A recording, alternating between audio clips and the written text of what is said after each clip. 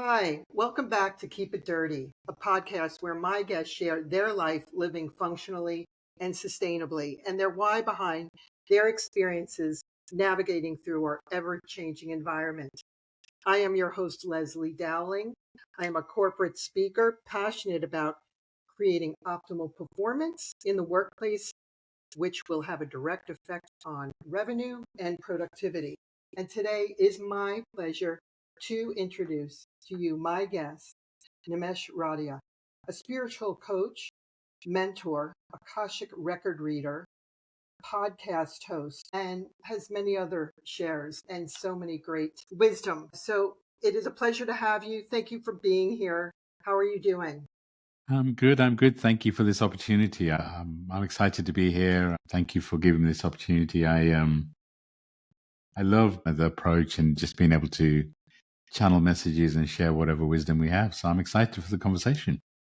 Wonderful. Maybe you want to kind of share with everybody, our viewers and listeners. Well, first, we kind of connected through social media, and it's just, I felt this beautiful energy and just being just being true, honest, grounded individual. I thought to myself, I need to connect with you and to have you on my show, but also just the reason and your calling as to the why behind what you're doing. Maybe you could share with everybody a Sure. little bit how you have grown and evolved into what you're doing today.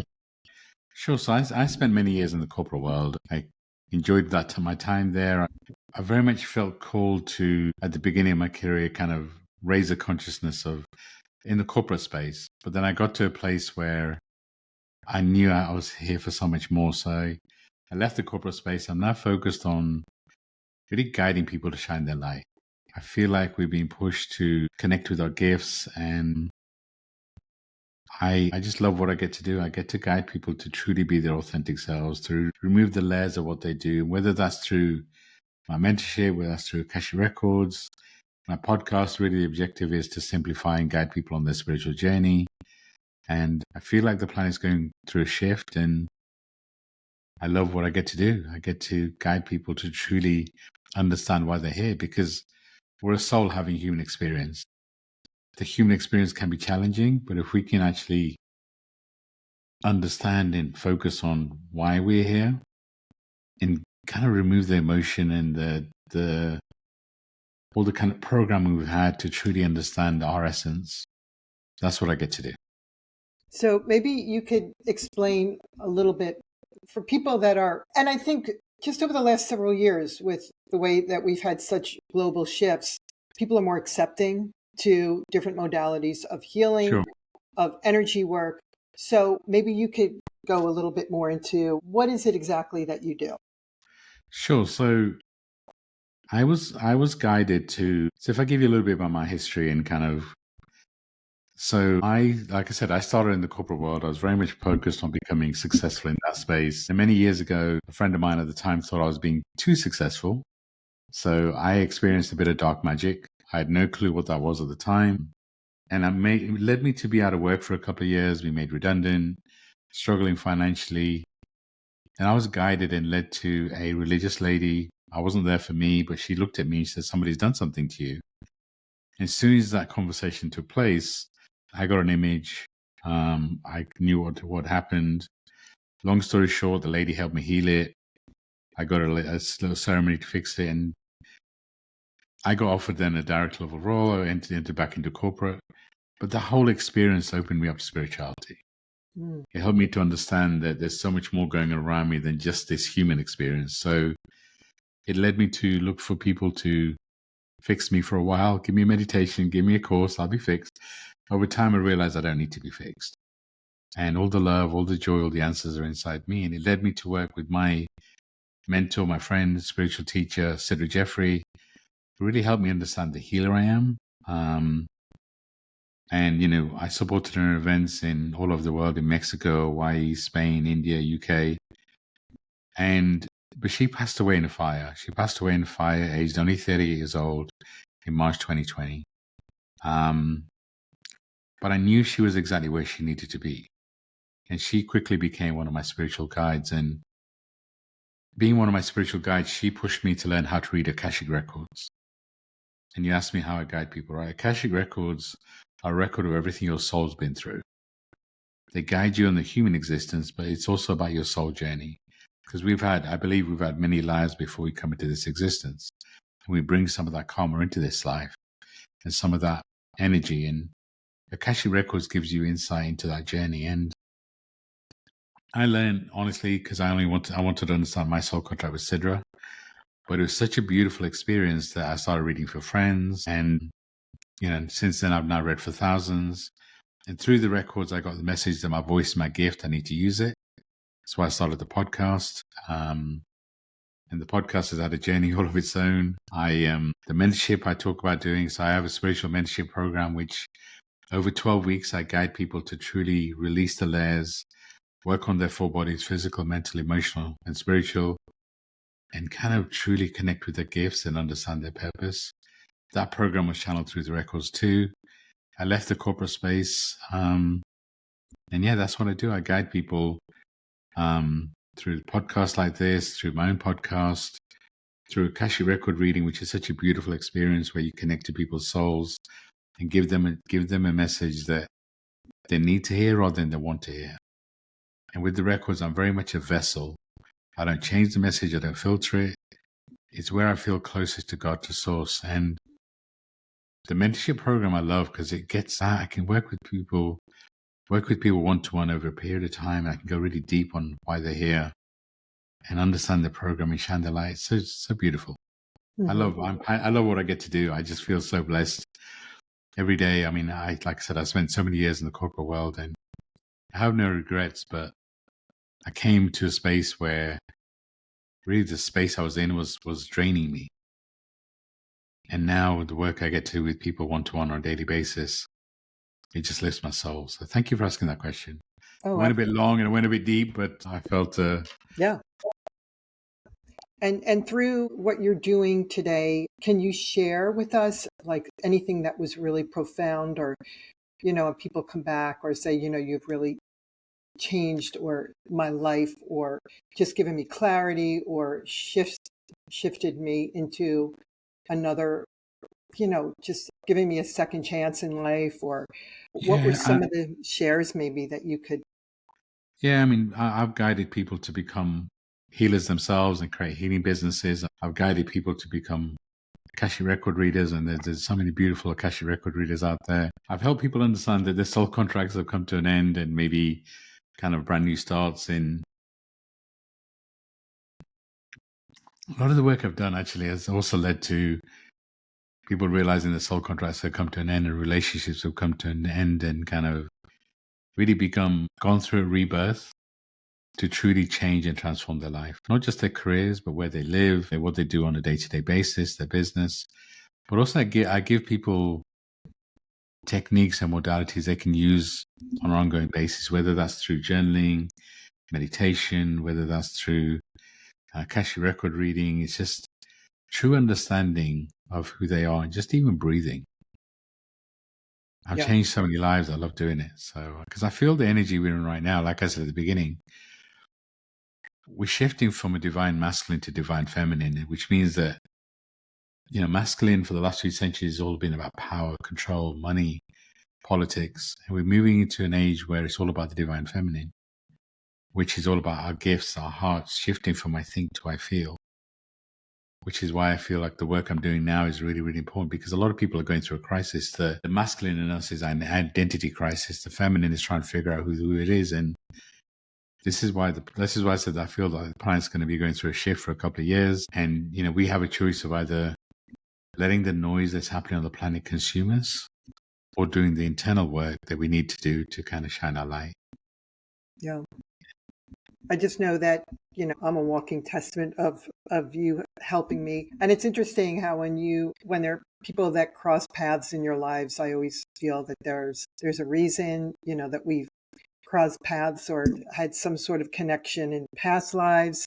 It's a soul contract. Yeah, it's a soul contract for sure. Yeah, but it was pretty profound because I think at that point going fight or flight in a situation after 28 years, had to end my contract, in a marriage. But after I went through a session with you, I just felt at peace. I felt the courage to move ahead, to take that next step, and to be okay with that. And it was really just transformational. That hour and a half that we just took the time and went through reading my records, it just validated things that subconsciously I knew in my heart, like every, that I was moving to something that I knew there was a reason why I was put on this planet. And it's that power of voice, and to make those shifts and change and not to second guess myself.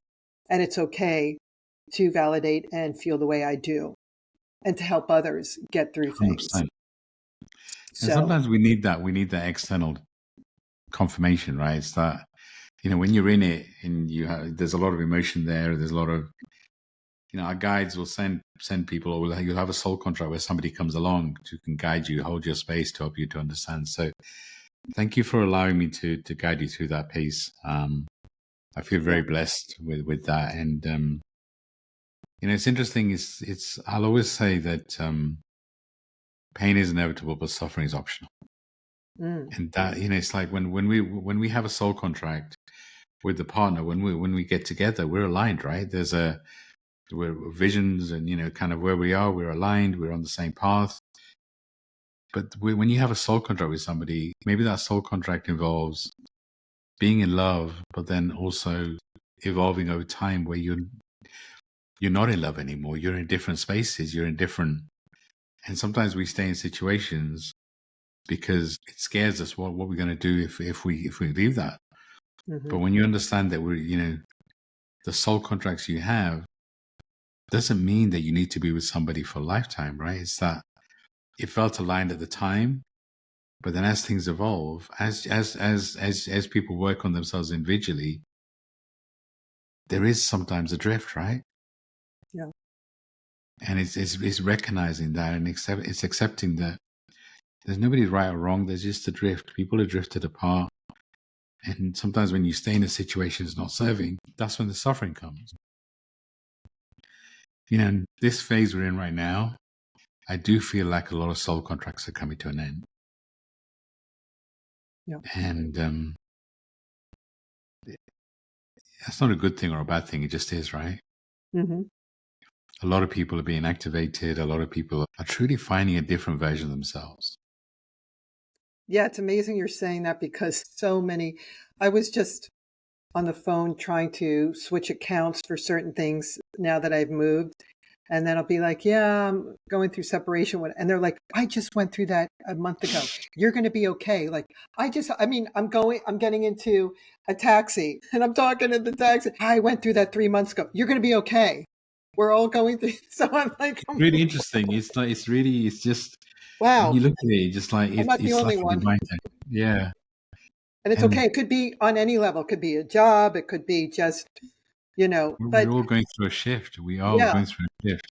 But I guess we need to go through that because of, who would have ever thought 25, 30 years ago that we would be in this place now of just so many, like you said, so many changes, vibrations, maybe. And I'm fascinated with this because I grew up watching with my father. We used to watch Leonard Nimoy In Search Of, and my father would always be like, always keep your mind open, So never beautiful. just follow like sheep, always, that there are other universes and other beings. Probably we can't be selfish to think so that always broadened my horizons to always be open. But, looking at the big picture, what are your thoughts on just everything that we have been through?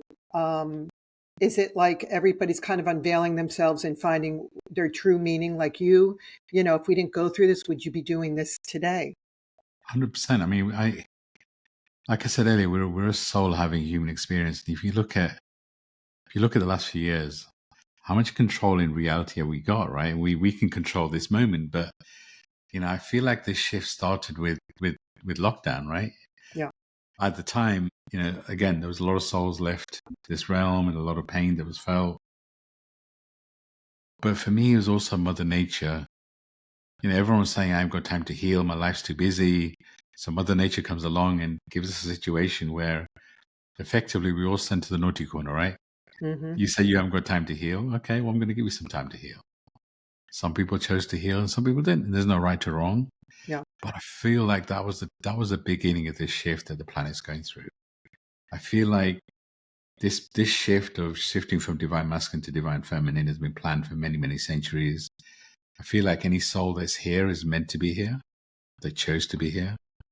And no one person is any more important. It's like I speak to so many people and it's like they feel like, when they listen to the podcast, I'm not talking to them, I'm talking to somebody else. When I say you have gifts and you're the gift, and you have guides and you receive messages and you're meant to be here and you're loved, a lot of people feel, oh, he's not talking to me, he's talking to somebody else. No, I am talking to you. Mm. We all have guides, we all have gifts. And this is what I feel is being activated. Everybody can feel a churn happening inside them. And it makes them feel uncomfortable. Because as humans, lots of people say, I love change. I love change. I love change. Most people love change if they can control it, if they know what's coming. When you don't know what's coming, it makes you feel uncomfortable. So a lot of people feel change, and a lot of people can feel a shift, and they want to understand what it is. They want to put it in a box. But that's coming from our mind, and our mind, what we're creating here has never been done before. So that vision is not going to come from our mind. It's going to come from our guides. It's going to come from our heart. It's going to come from our soul. This is a shift that's happening. It's shifting from the mind to the heart and the soul. And it means that everything we've learned in this lifetime, in a certain respect, needs to be left at the door, because we're getting new information about why we're here. And it's just, if we try and control it, this is where we're going to struggle. But really, the only thing we have control over is this moment. We can appreciate the magic and the joy in this moment. We can truly focus and be grateful and say, wow, I'm listening to this great conversation. Or wow, I'm having whatever you're doing at the time, and just being present in the moment. That's what we have control over. And if you can actually focus the joy and the magic and the beauty in the moment, then actually the next moment becomes more magical. And the next moment becomes more magical. Whereas if we try and think 3 months out, I'm going to be happy when I can feel my guides. I'm going to be happy when I get through this phase. I'm going to be happy when your soul having a human experience. So whatever your experience is, you've got to have that experience. And I know, you've just been through you talked about it a little bit ago, some challenging times. But look at you now. Yeah. Look at you on the other side. You're standing in your power. You're standing in your, in your peace. You're speaking your truth. Mm. And Yeah, it's interesting you were saying about control, because I was just having a conversation with one of my sons about it. And we lived in a very controlling environment, but he had this epiphany and he said, we aren't in control of our destiny, of our life. We have to release it. And he said, when I learned to release that, Mom, he said, these panic attacks I was having, just indigestion, like just kind of everything kind of just started washing away. He needed to go through that, to experience that, to understand that at 18. I mean, so much far so powerful. beyond, so wise. And that's why I'm sharing this, because this is what we're speaking about and into, just trying to be in the now and present moment. How powerful. And it just, as a mom, it must have been so difficult to see him in pain, but he's come out the other side, and he knows that the reason he was in pain is because he was trying to control things, and he's released it. Yeah. And as you say, 18, imagine what he's going to do with that gift moving forward, right? Yeah. Powerful. Yeah. I feel like the next generation is going to take things to the whole different level. Thank you for saying that, because I think the young generation gets a bad rap, but they are so much more far ahead of, just being the self-motivated ones and really finding their passions. And It's true, but I do feel that our generation decided to heal a lot of ancestral karma. Mm-hmm. And part of the reason why we decided to do that, so the next generation don't have to deal with as much karma and can focus on what they're here to do. So it is a co-creation. It's we chose, again, take a look at what you've just been through. You took the That was words that right out of my was mouth. that was deep ancestral healing, right? Yeah. You had, when you look at it, you had a lot of ancestral healing to release on the masculine and the feminine, which is why our generation has felt things at such a deep level, because we chose to. Mm-hmm. And people struggle with that, right? It's like when I say that the path that we're on, our soul chose this path. And when you're going through difficult times and you have somebody that says, you chose this, and it's like, people look at you and it's like, are you on drugs? Are you crazy? Why would I choose this? It's because it's about what karma you had to release. It's about what you needed to experience. And I really feel the universe is never going to give us anything we can't handle. Mm-hmm. And through the pain, I mean, Yeah. for everyone that's listening, go back to your most painful experiences and ask, what did you learn from that? How did you grow? Because I believe that from the painful experiences comes our biggest growth. Especially spiritually, we learn so much more about ourselves, right? Yeah. And even your son at 18 is realizing that we have no control, but we have control of this moment. Yeah. But we still got to do the right things. We've still got to have strong self-care. We've still got to, time in nature, some sort of physical activity, meditation, journaling. We've still got to do our piece. But what does a strong self-care routine give us? It gives us the ability to be present in this experience. It's not about fixing things, right? It's not about control. It's about experiencing life. It's about having fun. It's about crying, laughing. How often do we want to bypass the human experience? You know what? When I get my new place, then I'll be happy. When I get this promotion, then I'll be happy. When I get through January, because January is always so intense, then it's just like, well, we're a soul having a human experience to have whether it's, who decide what's good or bad. Yeah. The way I really try and look at life is that I'm a student. If I'm going through something, it's there to teach me something. If I get triggered, then it's an opportunity to heal. And there you go. You've got the sirens in the background confirming what we're saying. Can you sirens, fire engines? It's like 7 degrees here. A little, little bit chilly here on the East Coast. Crazy time. But I love what you say, because, we are so humanly imperfect, which is so beautiful to be able to have the gifts of just going through grief, remorse, happiness. I mean, so many, and getting over those hurdles to make us who we are today. Yeah. And it's just everything you've been through has brought you to this moment. And be proud. Yeah. You stood in your power. Everyone that's listening, you stood in your power. You went through so much, but you did it. Nobody else did. Mm-hmm.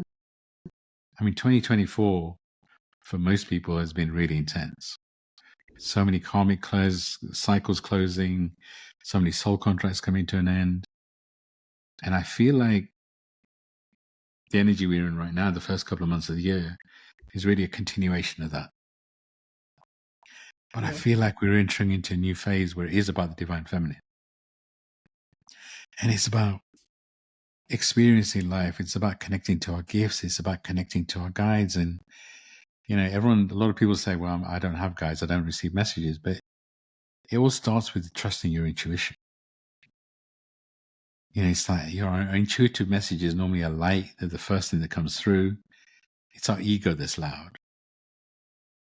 So just trust in your intuition, and that's how you build on your spiritual gifts. So true. So with the energy and what we're feeling, and do you find that there are people that are kind of rising above with the frequencies that we're tapped into, even though a lot of people might not understand that? Maybe you could explain that to our viewers and listeners. I mean, everybody's going through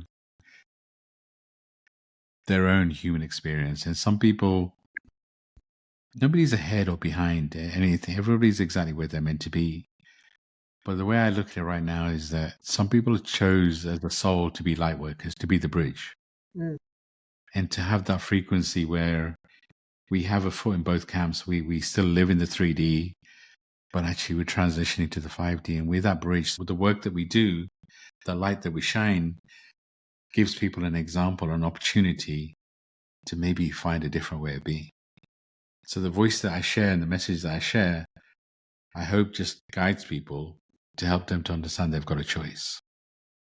And there's no right or wrong. Who am I to tell people what's right or wrong, right? But it's, you have a choice of focusing on you. You have a choice of having that self-care routine. And when you do that, you then understand why you're here. And from there, maybe you take the bridge, maybe you do evolve, maybe you do ascend, maybe you do start to truly feel the gifts and the energies and the vibrations around you. I do, that's why I feel like a lot of us have chosen to be that bridge. That doesn't mean we bypass the human experience, by the way. I feel like those that have chosen to be that bridge, the light workers, actually probably have to experience things at a deeper level. Mm-hmm. Because how can you guide others unless you've experienced it yourself? So, Leslie, with your experience, I'm sure you're going to use that to guide others. Yeah. And it's not about your story. It's not about people feeling sorry for you, but it's about you standing in your truth and guiding others to do the same. And, it's that my objective and my purpose in life is if I can help one person every day, whoever I connect with, if I can leave them better than I found them, then I've achieved my purpose. Powerful. Because how often do we stress about, oh my God, what's my destiny? What's my purpose? Why do we feel we only have one purpose, one destiny? And when I say that my purpose is anyone to connect or leave them better than I found them, it means I can do podcasting. It means I can do mentoring. It means I can do Akashic records. It means I can send love out to the universe and just in meditation if that's what I want to do. It's just, I feel like we complicate life by these high expectations we have of ourselves. If we can just be present in the moment. It's like when we were born into this world as babies, we are the most present we've probably ever been. We cry, we get attention. We're very present. There's no programming. Then through the years, we get programming. We get religious, societal, parental, so many different types of programming. But actually, what we're trying to do is go full circle and be as present as that baby was. Hmm. And so through our experiences, through all this programming, through all this career, I need a job, I need 2.4 kids or whatever it is. And it's kind of like, I have all these expectations. I want to earn loads of money. What are you going to do with the money? Where are you going to take it, right? But actually the joy is in the present moment. I mean, you got kids. I'm sure if you look at, and I ask you what, some magical moments, there's going to be some moments with your kids that were so magical. And that's where the beauty lies, right? It's not about how many people you know or how many followers you have or how much money. It's about the moments. Mm-hmm. That's where the magic is. Yeah. I love talking about this stuff. I can take this any direction. I I let it roll. That's why I think that's my savior. My gosh, I love podcasting, and I love meeting and connecting with people and for them to share their story. I've always been that way as a little girl. Tell me your story, or how did you immigrate to this country? My grandmother would tell me stories and my family, and it was just so amazing. So I've always been fascinated with people. Everybody has a story. Everybody has their wisdom and wealth of knowledge. And you recognize that's a gift. Yeah.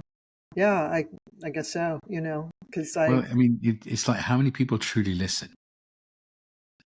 Right. How many people are having a conversation and they're not listening? They're either focused on how am I going to respond to this person or what am I going to have for dinner? Oh, I've got laundry to do. I've got all this other, it's like, but it's like when you ask somebody about your journey, that just lifts people's souls up. And if you actually then actively listen, you're present. You're not worried about how you're going to respond. You're just listening because you're interested. Mm-hmm. That's a gift. Yeah. So giving people space to allow them to be authentically themselves, it's a true gift. So I'm congratulating you on your gift. Oh, thank you. Thank you. Yes, no, I'm still going to keep on going. Yeah. But when you were a child, did you have a family member that was really tapped in, intuitive, or somebody that you really looked up to and kind of helped you grow and evolve in a subconscious level to where you are today? That's a really timely and interesting question. So, I mean, so I was 3 years old. I was a refugee from Africa, Uganda. We got thrown out. All Indians did. So we're in the UK. Mm-hmm. I've got 4 brothers, 4 sisters. So growing up, I really didn't have a voice, right? And that's this interesting where I feel like my voice is my gift. And I grew up very human, as like what I like to say. I went through trying to fit into a country where I didn't know the language. I was bullied, all that sort of stuff. Didn't have a voice. All my family were just trying to find their space in the world, kind of, and all that. And I, so growing up with my parents, I was very human. My dad passed away 30 years ago. 30 years ago, actually, 2 days ago, it was his anniversary, and he was very spiritual. He's now one of my spiritual guides. But actually, when he was on this realm, I wasn't spiritual. I mean, Hinduism, I grew up as a Hindu. Hinduism is naturally, believes in reincarnation, believes in karma. So some elements that I kind of grew up in, but I wasn't really spiritual. But he was. And, I do sometimes wonder, I'd love for him to know humanly this version of me. But I know he continues to guide me, and he knows he continues to support me.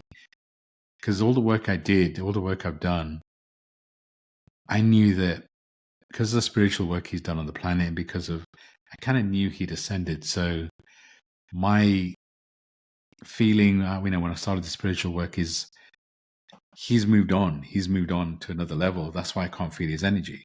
Mm-hmm. And I was, it is what it is, right? Yeah. But actually, with the more recent work I've done, I realized that the reason I couldn't feel his energy, because his energy is very different on the other side. And the reason I couldn't feel his energy coming in and out was because he's always with me. Mm-hmm. And, it's just because when he was on this planet, he was always helping people. He was always doing things for other people. And at the time, I was probably frustrated because I didn't feel he had time for me because he was there for everybody else. But I now understand. So I have to admit, I wasn't really spiritual growing up. I was very, like I said, when I finished my college education, I was very much determined to become CEO of the world. I was very kind of, mentally focused, positive mental attitude, kind of Tony Robbins stuff at the time. If I focus my mind on it, Right. I can do whatever I want. It's only later in my world I realized that there's so much more happening in my world than just the mental stuff. So yeah, I mean, I guess to answer your question, yes, I had a big influence. I just didn't realize at the time. Yeah. And do you have support from family and friends with what you're doing, or were they like, what, you want to do what? Because people are so hardwired knowing you and labeling you as the corporate, Yeah, yeah. No, um I mean, how so how did that yeah, roll out? I mean, I have lots of loving siblings, and I have, like I said, 4 brothers, 4 sisters, 10 nephews, 3 nieces. Wow. So I have a lot of love around me. But yeah, when I was leaving a senior corporate role to focus everyone probably thought I was crazy. But at the same time, everyone also knew me as a person that if I'm going to do something, I'm going to do it. So they probably talked amongst themselves and like, wait, what's he doing? Yeah. What, kind of, what did he do? What's his podcast? And it's just, this is where I understand that my blood family are there. I picked them to expand me, but they're not always going to understand me. Mm-hmm. And this is where I love them. They love me. Do they understand this journey fully? Probably not.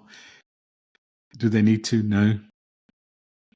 But this is where your soul family comes in. This is where you build a community around with people who are not going to fully understand your story, your journey, but they can hold your space. It reminds me of a story, Sidra, I was talking to you about the mentor Yeah. that passed away. She had an event, and it was a free event. So I my sister and a few other people were there. And I remember on a break, just before the break, Sida was talking about building a soul family and how, and then my sister went to see her during the break and she's like, Nims already has a family. Why does it need a soul family? And it's like, and Sidra being Sidra, she's like, had a conversation with her and it's like, talked to her about it and said, you have soul contracts. And then after the break, she goes on stage and she's like, I had a brilliant, beautiful conversation at the break. And Nims is at the back. His sister came in, asked me about soul families. And so she changed the whole agenda. And then it went down this whole, kind of how we have a soul family and how the soul family is here to hold our space and guide us. And the reason I share that story is to remind people that, look, our blood family are not always here to love us. They're here to expand us. Sometimes they love us too, but sometimes you need to pick your soul family.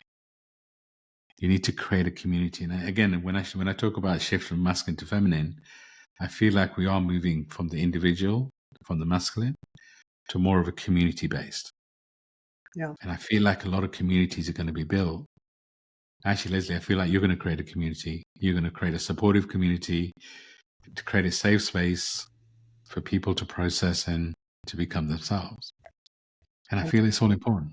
Planting the seeds. And a week ago, another spiritual mentor of mine who is like an older sister from another mother, as we say, she, you know how when you connect with people and you don't really always have to verbally always, like, you just know you get each other. And she looked me in my eyes. She looked in my eyes and she's like, I know your kids are always, are you seeing a therapist? Are you going to, and their term or their idea of therapy is, the psychologist with the pencil writing things down and rehashing. And I've moved on. And she looked at me, she goes, you're so many light years beyond that, why you're here. And like you were saying, you had to go through what you went through to be the person and how you're growing and evolving. I didn't even have to say, like, she just took the words right out of my mouth. And to explain that to family sometimes, because it's always black and white, there's no gray areas of, and I was just like, I just squeezed her hand and then gave her a big hug. And it was just such a beautiful exchange. Like, she gets me. I don't. And that's that's what a soul contract looks like, right? Yeah. There's, it means that you have a connection with another soul. You'd agreed to have some sort of experience before you incarnated into this human body. So you obviously have a soul contract with her to have this connection, but you just have done, you're just soul sisters. You understand each other at such a deep level. And it's so beautiful. Mm-hmm. And just, if you look at your old self, you could have quite easily gone through that experience and not really appreciated it. Yeah. Because you were having a human experience. Whereas now in this version of you, you can truly experience the magic of that. Very going powerful. through therapy and finding the right therapy that you have a therapist that you have a soul contract with that allows you to share and hold your space. What's wrong with that? Yeah. And if somebody has an image of what therapist looks like, sure, it's up to them. Who cares? It's what they, when. Yeah, it's their programming. What other people think of us is none of our business. True. Because we have no control. Yeah. How often do we? Yeah.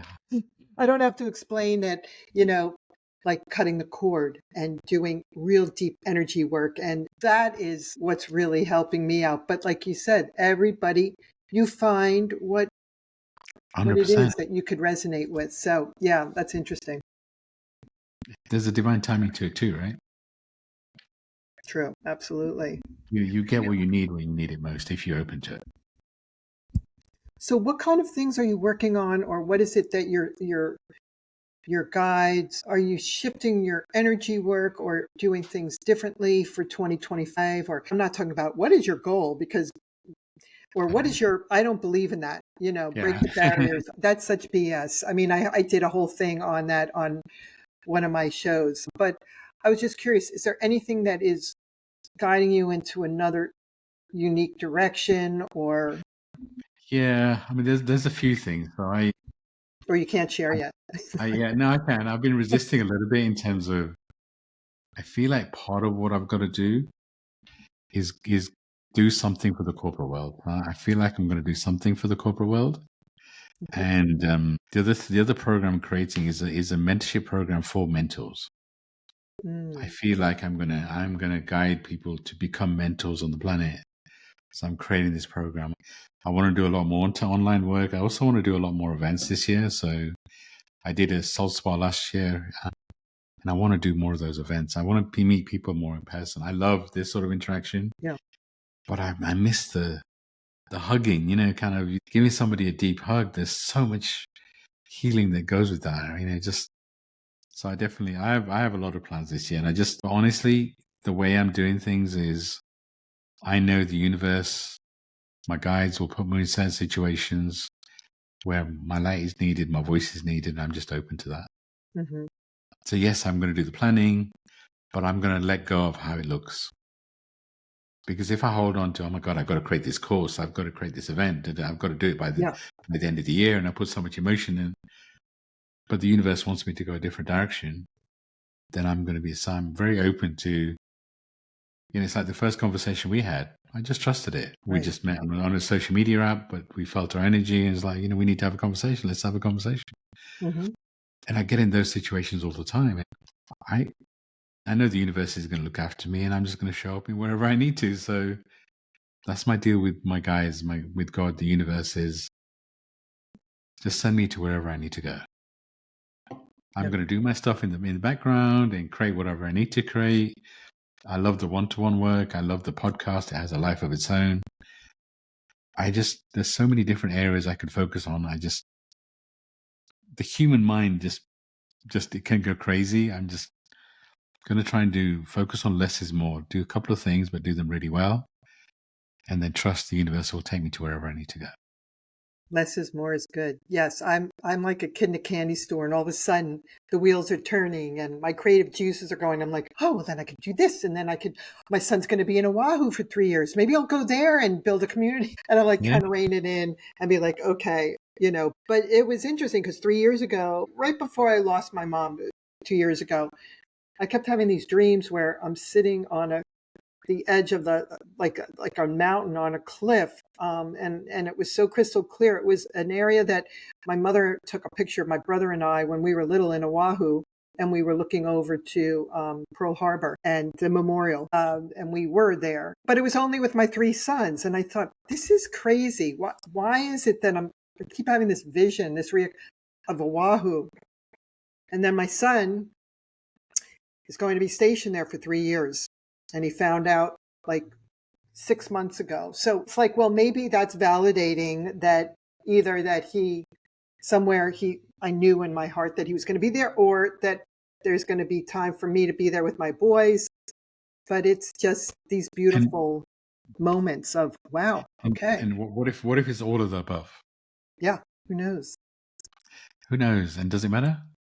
You've got a beautiful dream which showed that actually your son's on the right path and you're also going to be there supporting him. Yeah. How beautiful. Our guides, the universe, actually do love us unconditionally. But sometimes we need to go through painful experiences, and it isn't what happens to you, it's how you respond. And how do you respond to the most painful experiences? It's hard. Mm-hmm. The spirit is hard. But I did want to ask you, and I know everybody has their own way or approach to, healers. Some people put music on, they use incense or crystals, or, you find what is calling you. So did it take time for you to kind of evolve into the NIMS approach to reading, or does everybody have different ways and approaches to tapping in and creating their own way of, just like a business, or, having your own storefront, and you do it very differently than other people? I feel like it's a good question. I feel like a lot of people will follow things that they find online. This is how you need to cleanse. This is what you should do. I like to just trust my intuition and say, what works for me. Before each reading, I'll always sage my space. I'll always cleanse it. I feel like I want to release. Before we started this recording, I lit a candle, bring in light. For at the beginning of every session that I have, I always do a grounding, because the grounding is a great way of releasing. Even during this conversation, right in front of me, I'm holding a shivling. I hold different crystals and different, Sidra gifted me a wand. I've got the wand sitting here, so it's kind of like, wow. I'm surrounded by beauty, and I'll just, whatever feels right Mm-hmm. is kind of what I'll do. But, things like cleansing a space, I'll always remind people, it's like, whatever gifts you have, whatever modalities you learn. So let's say somebody learns how to do Reiki or Akashic Records. That's not who you are. That's a modality you have on the shelf. Who you are the gift. Your energy, your vibration, what you bring through, your intuitive abilities, that's the gift. Yes, you may be a Reiki master. Yes, you may be an Akashic Record reader. Yes, you may be a tarot reader, whatever all these labels are. That doesn't define who you are as a healer, as a gifted healer. Your energy, your vibration, trusting you. It's like a lot of people talk about kind of protecting their energy. It's like, for me, I'm not a huge fan of protection, because if you do too much protection, you stop negativity coming, but you also stop love coming in. Mm. What I like to do is I like to tell my guides, only allow loving vibrations and energies into my space. That way I'm giving them permission. I'm asking them to do their job. And so you asked, well, what I do is, those are the sort of things I do. I just trust, and I know I'm protected. And if I go through something painful, then I'm meant to go through something painful. It's this spiritual journey feels complicated, but it really isn't. If you could just trust your intuition, I really feel like we're being guided to a different level right now. So if crystals resonate with you, use crystals. If sage resonates with you, then sage is the place. If I always like an incense stick because I like the smell, candles, Mm-hmm. whatever technique works for you to cleanse your space. And, picking a modality. So let's say you want to learn Reiki. Ask what your intention is to learn Reiki. Are you doing it just because you saw something online, or are you doing it because you feel passionate about it? Akashic Records, I feel like everybody's connected with the records in some kind of way, through a meditation or through channeled message or whatever. But if becoming an Akashic Record reader appeals, what's your intention? Yeah. If it's at a heart level, then sure, explore it and do it, and just, but don't let it define you. It's not. So if you're kind of trying to create a healing business, it's not about the labels. It's about what's your intention. Yeah. That was a long answer to a short question. I get it. But No, something I was passionate about for sure. you just have, for all our viewers and listeners, you just have such a beautiful, calming energy that I feel like I'm just like a blanket is wrapped around me. And I knew when we were going to have this conversation and you being on my show, I just knew it was sort of like that calming effect. So I thank you for that today. That was an Thank you. added I mean, bonus, definitely. I'm told I put people to sleep sometimes. Everybody loves, when I do a meditation, and I do like a monthly through Zoom, which is like a healing session for 90 minutes. Apparently I put a lot of people to sleep. That's good. Well, I would love for you to, because I know that we're going to continue to keep connected. And you did Sure. mention something that I think will really help me heal and just get through the hiccups and the transitions as I growing and evolving with one of your packages. But can you share with everybody some of the packages that you do have right Sure. now, or that you'll have in, through the winter? Is that going to change? Who knows what's going to change? I'm open to evolving and change. I'll tell you what I do right now. So right now, thank you for asking, by the way. You can book an Akashic record reading. Akashic records are a very individual journey on your soul. You can do a one-off. That costs $188. I also train and guide people to the records. I do that over 3 sessions, and you get to receive a reading. You get to be guided to what it's like to open your own records, and then you get guided to open somebody else's records. So you get to experience all facets of the records. I also talked about the spiritual mentorship program. That's over 12 weeks. That's 60-minute calls. That's 90-minute calls every beginning of every month, 60-minute calls every other week. You get access to me in the middle via WhatsApp. I hold your space as you kind of go. So that's really my flagship program, where I get to work with people that are deep. And it really is a soul contract. Anyone that works with me, I feel it's a soul contract. So I would say if my voice resonates and you feel something at a heart and soul level, then reach out. Via my website, you can book a free discovery call. I can take you through the mentorship program. You can book a reading, whatever resonates with you. I'm here and open for it. And I mentioned once a month, I do a free healing session for 90 minutes with another healer, Stacey. I'll do a guided meditation. We'll open the Akashic records. We'll share a group message. We'll have a conscious conversation. It really is it's our way of giving back. It's free. It's not any heavy sell or any of that sort of stuff. It's really about the healing and having a conscious conversation. So if you want to experience what I do in a live way, that's a great way of starting. And when is the next one? And how can people contact you? So, social media is a great way. So follow me on Instagram. I'll always post to my stories when I've got things. So we always do I'm just going to look at my calendar. We always do there's monthly Zoom calls around the full moon. Mm-hmm. So the next full moon is 12th of Feb, sorry. Our session is going to be on the 11th. Okay. So you'll find the links on my social media, or via my website. But yeah, reach out. I love what I get to do. I book a free discovery call. I can take you through more detail. And what is your website? It's called spiritualjourney.life. Okay. You can find me at nimeshradia.com, but if you type in spiritualjourney.life, you'll find it there. And my social media is Nimesh_Radia. It's my name. You can find me there for sure. Can you spell that for everybody that's listening? Sure. Nimesh, that's a good point. Nimesh is NIMESH _Radia, RAD. Thank you. Thank you. And is there anything else that you feel that you'd want to share today? Be kind to yourself. This period we're in right now is really intense. It can be consuming. Be kind to yourself and be honest with how do you feel. Because so often we try and kid ourselves. We try and push down the emotions. And how do you feel about this phase? Feel what you're feeling. If you need to cry, cry. If you need to laugh, laugh. If you need to get angry with yourself. Don't take it out on somebody else. But experience this human experience and take time out for you. Spend time in nature. Spend time in meditation. Spend time in journaling. Put you first.